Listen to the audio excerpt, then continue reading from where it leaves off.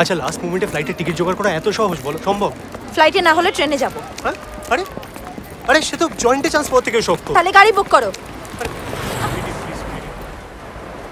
তুমি একবার ভেবে দেখো, আমরা দুদিন আগে বাড়ি চলে গেলে সবাই কত রকম প্রশ্ন করবে, তুমি বুঝতে পারছো? তো প্রশ্ন করলে উত্তর দেবে, বলবে নতুন বিয়ের পর বউকে কেমন হোটেলে তুলেছো আর হানিমুন কেমন থানায় কাটিয়েছো।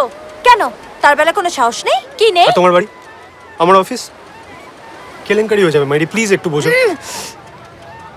আরে মিঠি,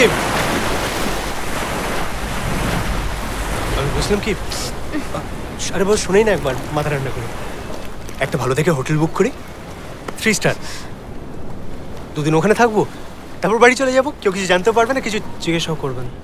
ব্রিলিয়েন্ট। নিজের কুকর্ম ঢাকার তো দারুণ আইডিয়া বার করেছো। আমার কুকর্ম? বিয়ের আগে বারবার করে সবাই বলেছিল আর একটু টাইট করো। বল কতটা? এটা ঠিক আছে? হ্যাঁ ঠিক আছে। মিঠিকে ভারী মিষ্টি লাগছে তো। হ্যাঁ রে মিঠি, তুই যে বিয়ের পর সারনেম চেঞ্জ করছিস না, সেটাও বাড়ির লোক সব জানে? হ্যাঁ কেন? মানে প্রীতমরা রাজি হয়ে গেল? এতে এবার আলাদা করে রাজি হওয়ার কি আছে মা?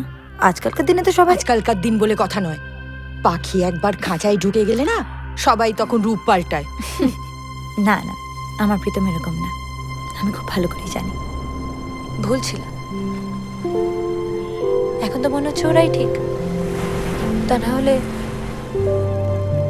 থানায় তুমি আমার উপর রেগে ওইভাবে অন্তত রিয়াক্ট করতে না।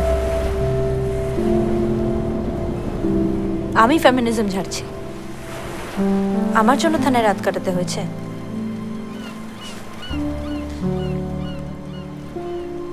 এখন তো সবই আমার দোষ।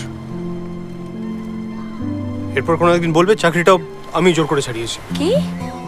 সেটা তো আমি বলিনি। বলনি, বলবে। লিসেন, চাকরি আমি নিজে ছেড়েছি। আমি ভেবেছিলাম 1 বছর পর যদি দরকার হয় তখন চাকরি করব। You know why? Because I wanted to invest time on us.